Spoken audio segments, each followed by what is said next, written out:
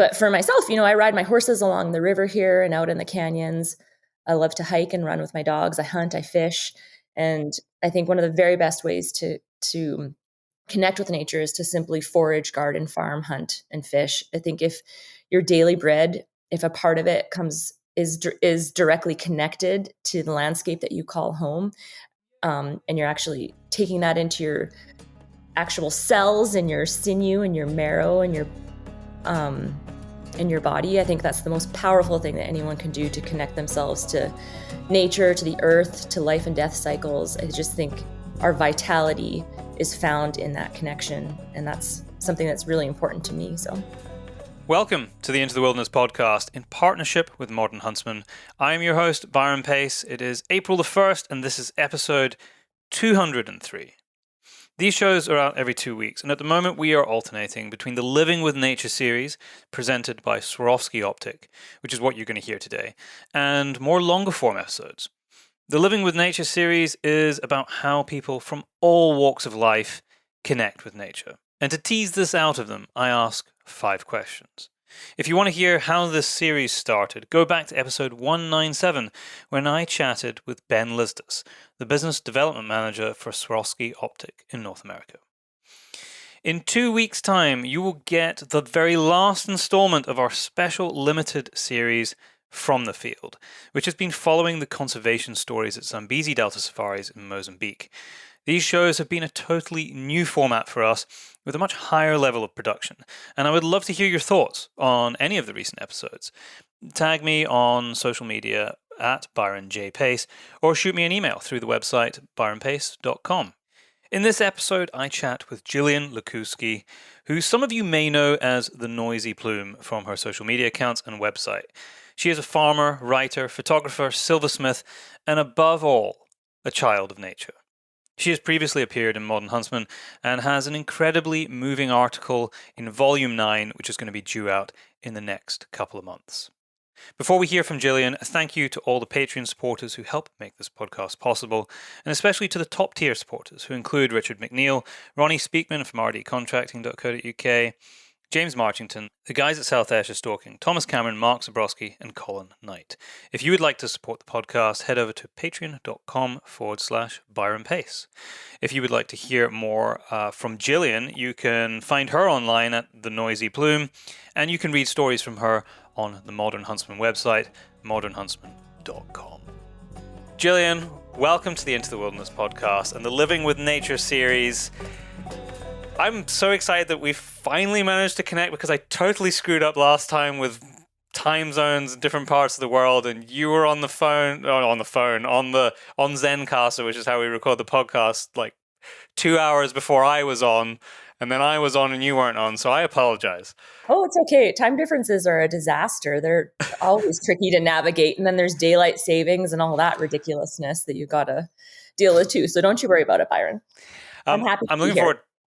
No, I'm glad to have you on, particularly because I've seen your work coming through the Modern Huntsman editorial process before, and we've spoken before, but I have never actually met you in person. So I'm excited to go through these 5 questions with you today. But before we start going through this, why don't you just paint a picture of your life and what it looks like? Because whenever I read your stories or whenever I see your posts on social, it has this very sort of calm, romantic feel about it that I'm sort of very envious of your life most of the time. Oh, well, thank you for saying that. And it's probably that situation where I'm very calm on the surface and paddling like hell, like a duck on a pond. You've heard that saying, I'm sure. But I mean, my husband and I have worked really hard to build a life that we really love. And we live on a small working farm in southern Idaho, right on the bank of the beautiful Snake River. My husband just actually retired from a smoke jumping career. He was a smoke jumper for 13 years and a hot shot for 2 years. So I couldn't take his work season anymore because I'm running our farm by myself. What does that look like when he was away? He would start work in April and end work in October. And he was jumping out of the McCall Smoke Jumper Base, which is about 4 hours from our farm. So he was living on base basically for 6 months of the year. And when the fire season was picking up, he was all over the Intermountain West, wherever they needed smoke jumpers, basically. So, and like I said, we've got a small working farm, so I was trying to manage our farm. We've got a hay crop that goes to market, and we also grow heirloom organic garlic for market as well. So I was managing all of that while trying to manage a writing career, photography work, and working silver studio here at home. So it's pretty It's a lot. hectic for me. Yeah, I did that for 15 years, and now I'm done. So he heard me crying out for no more, and he retired. So I'm really thankful this will be my first year ever of having him home, year round and working together side by side on our farm. It's going to be really great. Slightly slower pace of life for him. So when you say your farm, like, just describe that to me. I'm trying to get a picture in my head of how big it is and how much produce or how much variety there is and what you're actually selling, or how do you make it work? Well, great. I would describe our place as a single family working farm. Most of what we're raising here is for my family's consumption. Okay. Meat chickens. We raise kuni pigs, which is a lard pig. We eat our pigs. They're not just pet pigs. And then we keep horses, ducks, turkeys, chickens, geese, all of that kind of stuff, and a huge garden and fruit orchards. And that's just basically for our family. We grow an orchard hay crop, which is a really great horse hay that sells out every year. And that's about 13 acres of hay that we are growing. And this year we're adding on a neighbor's section of land, which is another 5 acres that we'll put to hay. And then we grow this heirloom garlic that we also sell ourselves through our online farm shop. And then this year we'll be doing farmers markets in Ketchum as well, up in Sun Valley, Idaho. We're not a very big farm, so that's like 20 acres total that we're farming, but every square inch of our place is irrigated off of the Snake River, which makes our land like really, really prolific. Like we can do a lot because we're not dry farming. And I mean, yeah, that's it in a nutshell, really. A million questions before we actually get into the questions here. But I to talk about it. In terms of your day-to-day existence and eating, how much of that comes from your small holding, and how much of that are you having to bring in from outside? Oh, well, we still shop in grocery stores, from time to time, like in the winter time, but we're eating, I'll not go to the grocery store for like 4 months or 5 months in the summertime when our growing season's really, rolling along here. We big game hunt, so we're putting usually 2 elk in the freezer every year, along with like a pronghorn or a mule deer usually. And then we use all that pork from our own pigs in our own game grinds. I love it. Yeah, it's awesome. The kunis are such a great lard pig. They're really nice for like a smaller farm like we have too, because pigs can be pretty destructive. They can, yeah. Yeah, and then we do our own meat chickens and turkeys, which are just the quality of that meat is just incredible compared to what you get in a grocery store. And then I do a ton of, I'm a little bit of I don't like to use the word homesteader because I'm from Saskatchewan and I comprehend what a homestead is and what pioneers actually did when they came in and started a farm from scratch. But, I do a ton of fermenting of all my garden vegetables. I do a ton of preserving. I dehydrate a lot of herbs from my garden and make my own tea blends and all that kind of stuff too. So I'm kind of, I put up a lot of our food that comes out of our garden that we continue to eat through the winter months. So, I can't give you an exact percentage. Like, we're not growing a wheat here of any kind. So I buy organic flour for baking and that kind of stuff too. But I think like probably 80 to 85% of what we eat in our home and what we share with like friends and neighbors is coming off of our own farm or coming off of public lands. That's tremendous. Sure. That's so good. That's so amazing. I'm gonna have to come and learn some skills from you, because I'm very much I'm definitely not utilizing my garden that I have, mainly because I'm not here a lot, but I do every now and then plant something, and then like potatoes are an easy one because they kind of look after themselves. My dad's very good at providing the family with produce during the summer months, and that does go around the two sons, and they always have, and friends, because there's always far more than any of us can eat. Well, a huge joy of growing your own food and raising your own food is sharing it with people that you love. I think it's actually in our DNA to share the bounty of the harvest. So, I not just, agree. yeah. So, even if you can't come and stay and learn something from us, you're always welcome for a meal. We love to cook for people. So, Well, I don't need to be asked twice. I was just one last thing before I ask you the first question. okay. Because you bring up an interesting point there about sharing, and I think it is really built in us to share either a kill or produce if it's something that we're growing, or a catch if we're trapping it, or if it's fish. How often do you ever see somebody go to the supermarket and buy extra food and then go share it? Never. It doesn't happen. No, it never happens. Unless someone comes to their door doing a food drive for a local food Yeah, bank and you give them the expired can of lima beans from your yeah. pantry. I But I mean, so people, often go into my freezer if someone happens to be like stopping past the house. Hey, do you want? Here's a bag of ground, what we'd call mince or ground meat, yeah, for venison. Would you like one? And of course, the yeah. answer is always yes. But you'd never do that if you'd actually gone to the shop and buy it. It's a very different mentality in how we take personal enjoyment out of sharing something that we have sourced.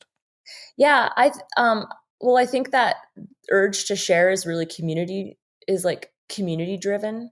And I think also when you're growing your own food and you're raising your own food, it has an immense value because you know the blood, sweat, and tears that went into getting that food or hunting it or growing it and weeding the damn garden all summer long. Like you Yeah. have a sense of the value of it.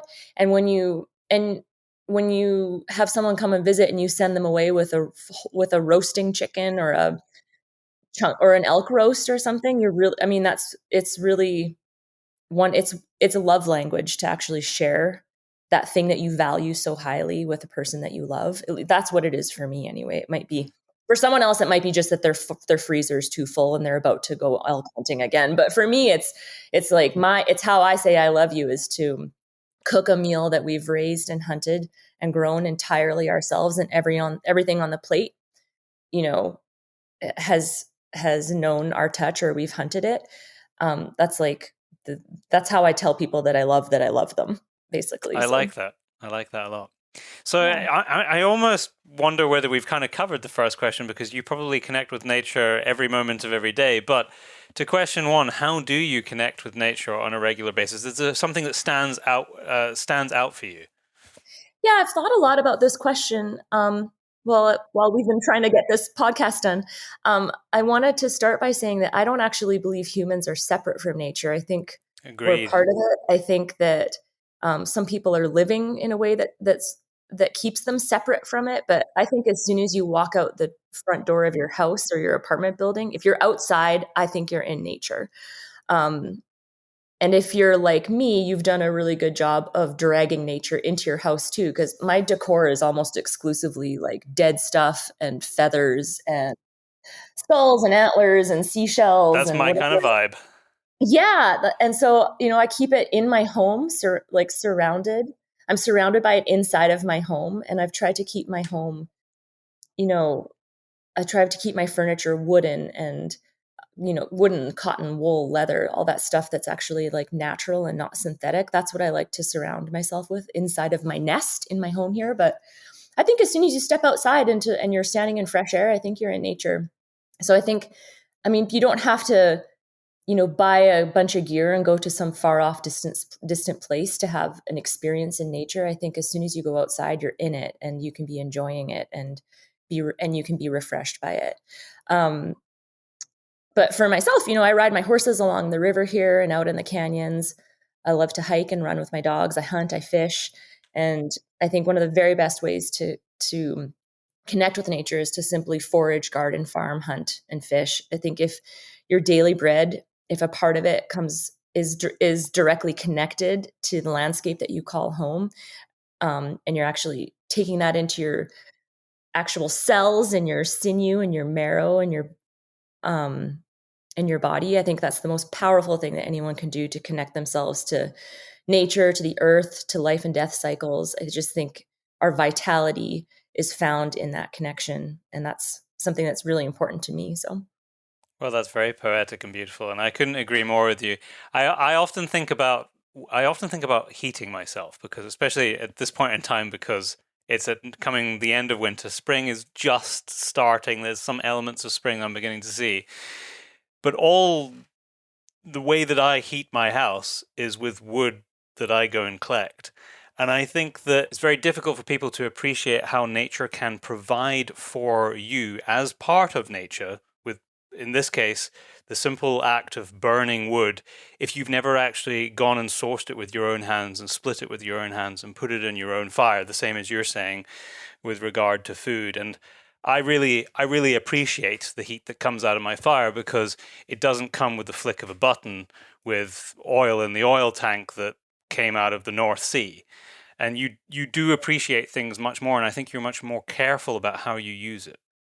Well, yeah, it makes you aware of your consumptive behaviors, is maybe a good way to put it.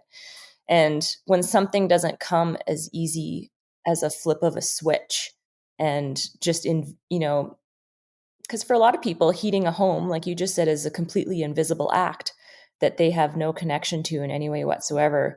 And going out and collecting your own firewood and then making a fire with it is kind of a really simple daily miracle that can plug you into something that's a lot bigger than yourself. I love that your answer is like firewood. I just imagine you now shivering in your home and huddled by your fire. Well, I've lit the fire in my office, but I would be shivering in my home if I hadn't lit the fire in my house. Oh my gosh. And it's just, I kind of, it's very, for me, it's very therapeutic. On Saturday, tomorrow, half of my day is going to be used taking my old 1972 Series 3 Land Rover about a mile over the back of the hill here to a forest that they've thinned, a hardwood forest that they thinned about 2 years ago, and I'm going to go and do a couple of loads and fill up my wood store. And some people might say, well, why the hell would you want to use your Saturday morning doing that, and you wouldn't want to do something fun? But I get a hell of a lot of enjoyment out of that. I mean, I wouldn't want to do it all the time, and I don't have to because I only have a small house, but there is something very fundamental in being a human, in sourcing something that helps you survive. And most people don't source anything other Yeah. than going to the shops. Yep. It's totally true. It's kind of sad. It's true. It is kind of sad. Well, let's make this more optimistic now. Second question, do you have a good example of how companies, people or organizations are helping to rebuild the bridge or the connection with nature? So like you were saying, as soon as you're outside, you feel like you're in it. But a lot of people have dissociated themselves because of living in cities or just the way that they consume, like just what we've been talking about with nature, and don't really appreciate how they're able to exist on this planet and don't realize that actually nature is what provides that existence. Yeah, this is such a great question. I thought long and hard about it, and I live in Idaho, which is the holy land of public land in the USA. We have so much public land, and our farm here actually is flanked on two sides by Bureau of Land Management land. So I can ride my horse off our property and be on millions of acres of public land here, and I never take that access for granted. So my main answer for this question for you is that I'm a big fan of any organization that is working as hard as they can to maintain and restore access to public land here in the USA. So BHA is doing a great job of it. Rocky Mountain Elk Foundation. Randy Newberg is always Yep. sermons from the pulpit on this topic. He's so awesome. We love him. Our public land is for the people in this country. It's for the people, it's for the wildlife, and it's for the land itself. And it's really not okay to block off our access to the thing that we own as citizens or permanent residents. I'm a Canadian. I'm a permanent resident of the USA, but I pay my taxes here, so I consider myself in ownership of our public lands. We've got a Spring Creek here in the Hagerman Valley that's actually a blue ribbon trout stream, and the state of Idaho leased it to a private fish hatchery a few years ago, and the hatchery posted it for liability reasons, and now nobody can fish that stream, even though it's flowing through public land. And we kind of see this happening all over the Intermountain West, and for me, it's really discouraging. I think any organization fighting against lost access is doing extremely important work for us. And once public land access is blocked by private landowners or gated off or posted, it's really difficult to get that access back. It's like, it's like freedom or liberty. Once a piece of it's taken from us by our governments, we rarely get that freedom returned to us. And I think that our public lands here in the West are really a thing to be celebrated, a thing to be protected and honored. And, we've got this really beautiful opportunity to practice good stewardship over that land every time we're out on it. They're here for us to enjoy, to gather our food from, to take our rest and our solace from. Our public land is important for the soul, for our individual souls and the actual culture of Americans. And to be locked out of them and to lose access to them is almost an act of immorality in my mind. Our public lands are ours to enjoy. And I'm so thankful that we've got organizations fighting for our access to what is ours. Yeah, if people don't have access to the great outdoors and can immerse themselves in more wild nature, where the hand of humans is less obvious, because the hand of humans is everywhere, but it's where it's possibly less obvious. It's very difficult for people to appreciate why these things need to be protected. Exactly. And so access is vitally important.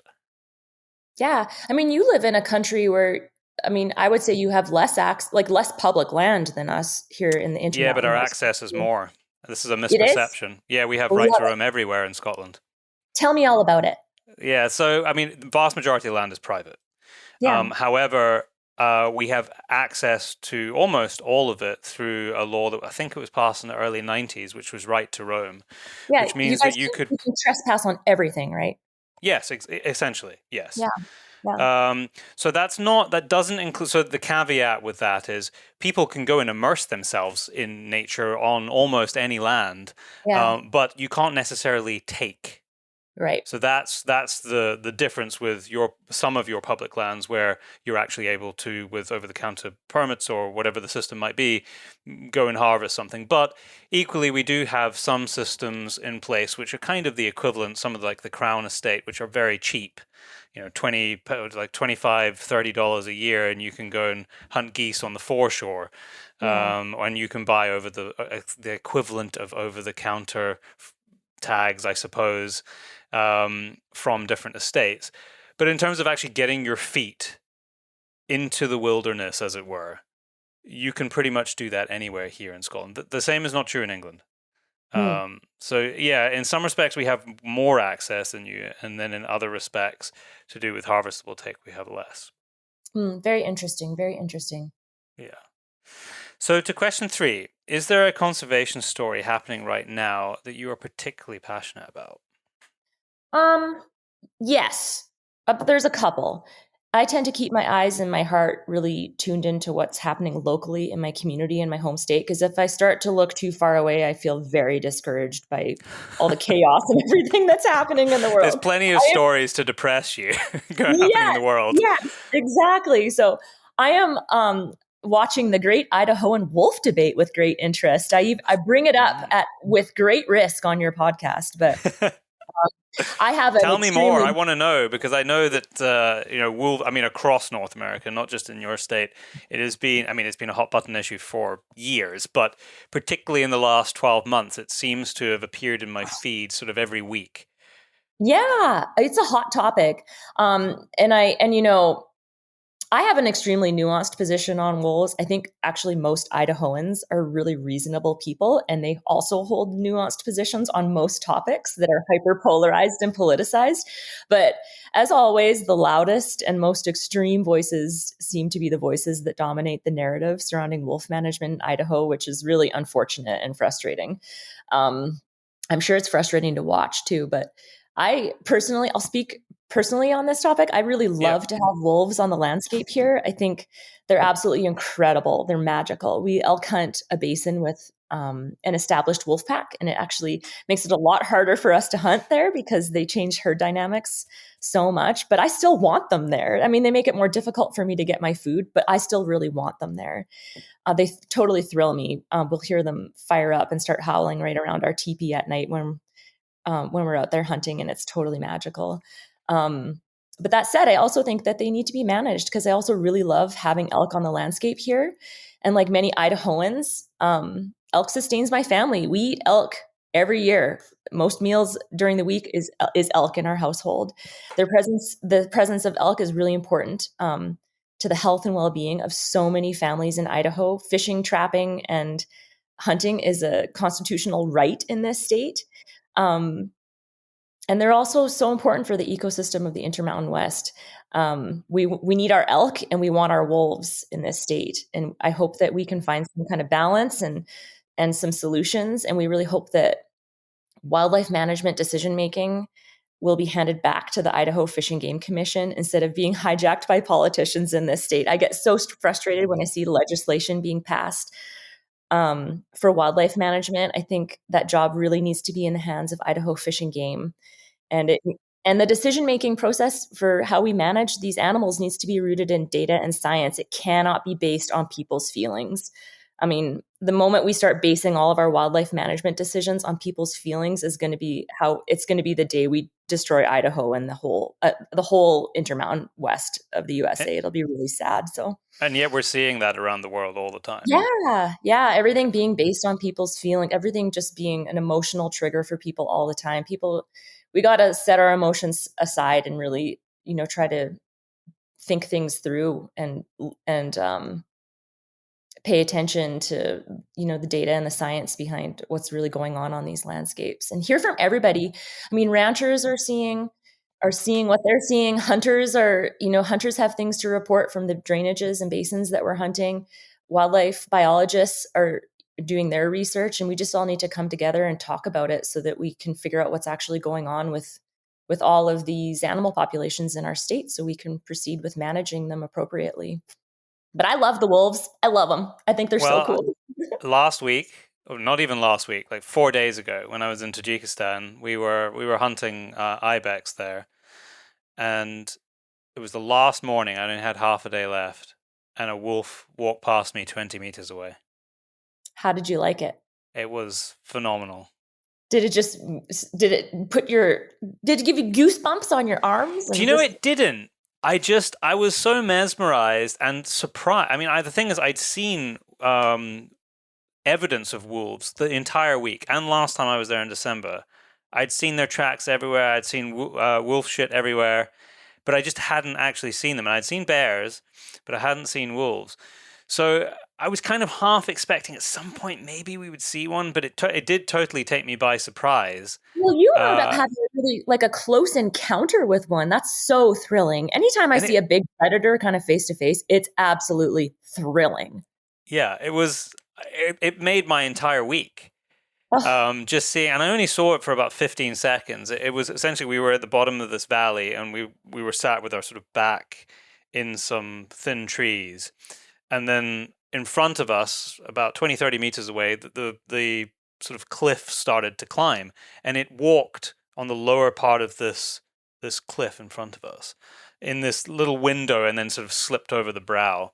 And it didn't seem phased at all. I mean, it must have known that we were there. I guess we were probably upwind initially, otherwise it wouldn't have come towards us, but it didn't seem to be particularly phased. And there was another two in the same valley. I didn't see them, but the guides saw another two. This wolf was white, but the other two were dark. And they are phenomenal. And the only other time I've spent time with wolves, and it wasn't really time with wolves, was in Yellowstone itself, but they were about a kilometer away and I was looking at them through binoculars. So it's a very different experience. Yeah. I mean, I always think the Yellowstone critters are all kind of tame animals too. It's nice to see like a wild wolf in a wild place. Oh yeah. Well, this was the distant mountains of Tajikistan, next stop Afghanistan.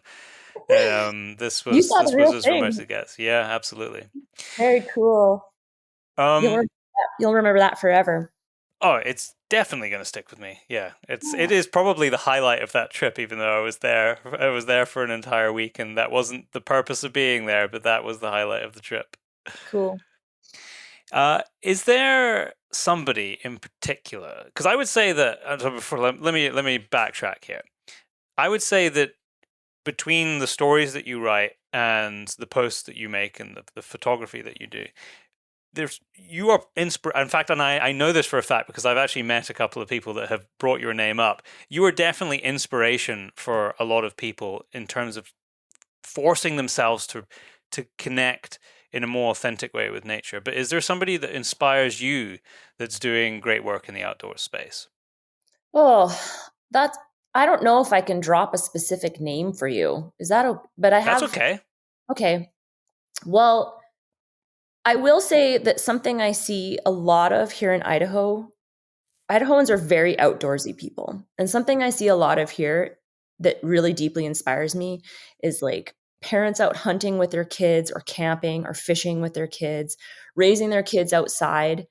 Um, I just have so much respect for that. And I think, and that this isn't like related to hunting and fishing industry or like big conservation organizations or anything like that. But we've been out elk hunting, and we've seen like dads out hunting with their daughters, like way up on top of big ridge lines, or you know, whole families out chucker hunting behind their gun dogs. Like when I see parents out there with their kids, I just have this really deep sense that those kids are going to be okay. And they're going to grow up with a love for the land and an understanding of their belonging to it. You know, they're less likely to be exploitative of land, or to be afraid of death or hysterical about death. And I just think they're going to have such a deeper understanding and personal relationship to land and to nature.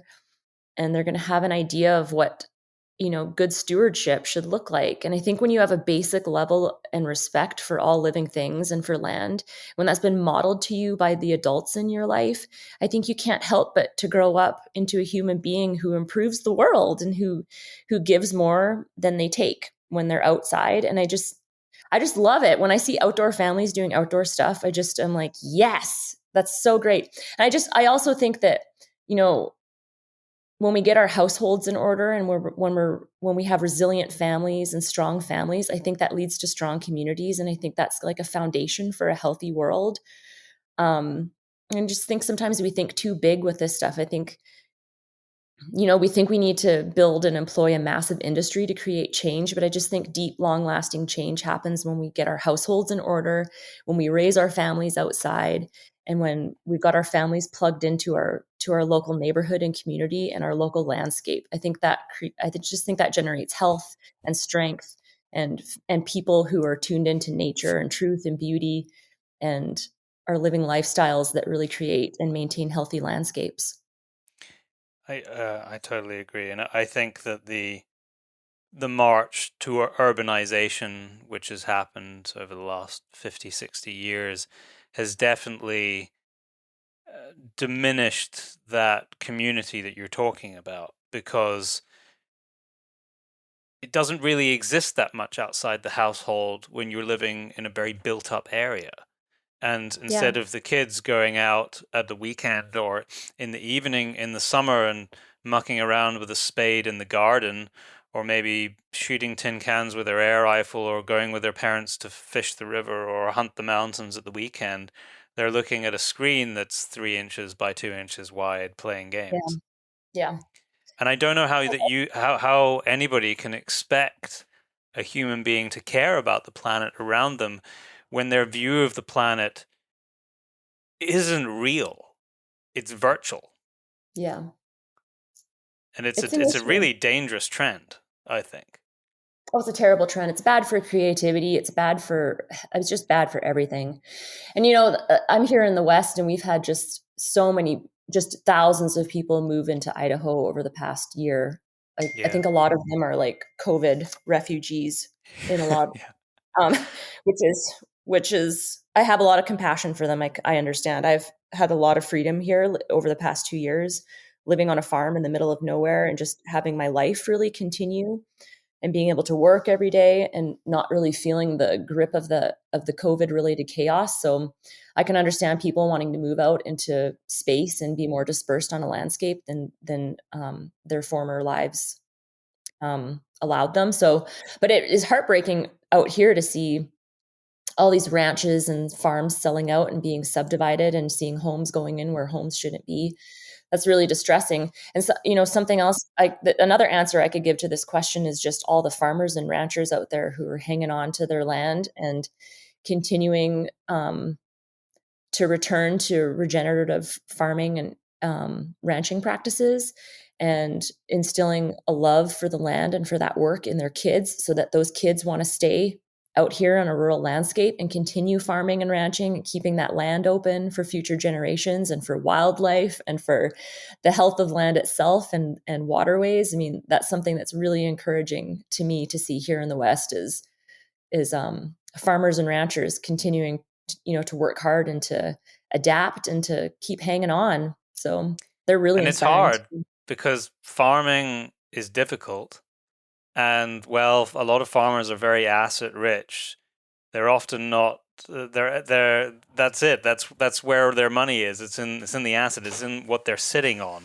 Yeah. But they're cash poor. And if a developer comes and offers you a colossal sum of money to sell up, how on earth do you say no to that? Even if, because for your personal life, it's going to make your life a lot better, but not necessarily the landscape. Well, yeah, and our big cities in this country are looting the rural areas of their children, of the next generation that would stay on and ranch and farm. So you've got ranchers and farmers who don't have anyone to hand their wealth onto, their wealth being their land. So yeah, it's really hard to watch. I always tell people, I'm like, man, the big cities we grow all the food for them, and then they take the kids too. And they take our children. Yeah. I hadn't really thought of it like that, but there is a massive brain drain from the countryside to urban areas.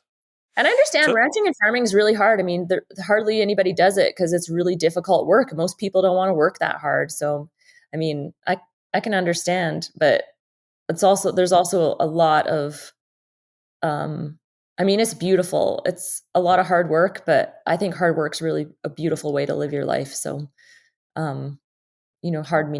hard physical labor and meaningful work, I think, is a really beautiful way to do life. So I don't know. Well, there's a lot of living that goes on for an entire lifetime without truly living. And I'm not sure whether you can really do that in an office, but it's a discussion I've had on this podcast before. So with that, to the last question, do you have a standout memory where you felt like you really connected with nature? I feel like I have memories like that happen every single day. I have. You're so fortunate that is your answer, because for so many people that's just not the case. Well, but I mean, I can't, like, even my earliest childhood years are just rooted in outdoor memories. I can remember standing barefoot in a horse pasture in Ridey Mountain National Park, Manitoba, Canada, barefoot. I walked out there barefoot from the house. My horses are beside me and I'm picking sun-warmed raspberries off of a wild raspberry bush. Or spending an afternoon catching frogs and tadpoles with a butterfly net on a beaver pond just down from our house. That's the best. Didn't we all do that? Oh my gosh, I spent hours, half my childhood involved a butterfly net. I saw my first mountain lion when I was walking with my golden retriever on a national park road, and I was about 5, and I went home and told my dad I saw a really big yellow cat, and he thought I meant like a neighboring tomcat. And I was like, no, it was like the size, it was like bigger than Wajax, who was our dog at the time. And my dad realized that had like a mountain lion walk right past me on this road. I used to ride, I grew up in the bush up in Canada. So I would ride, I'd play hooky and pretend I was sick. And then the school bus would come and go. And then I'd jump out of bed and go ride a horse with my dad on patrol for the morning. Went to picnics with my family with hot chocolate and hot dogs in whatever park we were living in, catching walleye and pike with my dad, canoe tripping with my family in northern Saskatchewan, which is just so beautiful up there. Watching waterfowl on the sloughs at my grandparents' wheat farm in Saskatchewan. I mean, I feel really fortunate to be able to say that the sum of my outdoor living is far greater than the sum of my indoor living at this point in my life. I just feel so fortunate that I can say that. I've been outside way more of my life than I've been inside, and it's all been so beautiful. Well, Jillian, you truly are a child of nature, and your upbringing, that explains a lot of the life that you live now, I think, to me, because how I started this was me saying that I was kind of envious of the calmness of how your life seems to me. because you are existing on this planet as part of nature. And that comes across in all the conversation we've had today, and it comes across in all of your writing. And I think there's a lot to be said for that. Well, I'm glad that I'm able to convey a bit of that in my writing. I mean, I go outside because I'm tired of being inside and I want to brush up against really simple miracles. So I find I guess I'm just really thankful that my family was kind of poor growing up, and outside was always a free thing that we could do together as a family. And my mom was all about economy and frugality, and we could have done trips to Disney World, or we could have done family vacations, but instead we would get in canoes and Sounds like a catch good dinner. trade.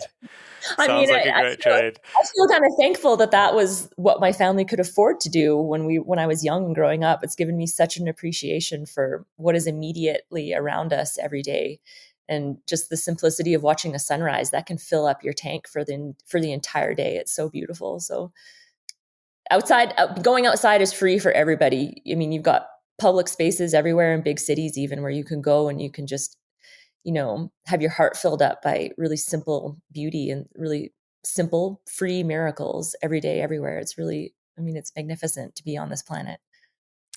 Jillian, thank you so much for sharing your living with nature. I am absolutely confident that the people listening will be taking inspiration from this conversation that we've had for the last 30 minutes. So thank you so much for your time, and I look forward to hopefully having the opportunity to meet you in person at some point.